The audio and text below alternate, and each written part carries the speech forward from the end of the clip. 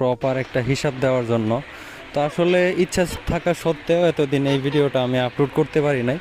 তো ভাবলাম যে এই বিষয়ে একটা ভিডিও আপলোড করা দরকার। যারা মূলত দেশি মুরগি বাণিজ্যিকভাবে পালন করতে চাচ্ছেন, আশা করি এই ভিডিওটা দেখে আপনাদের অনেক উপকারে আসবে।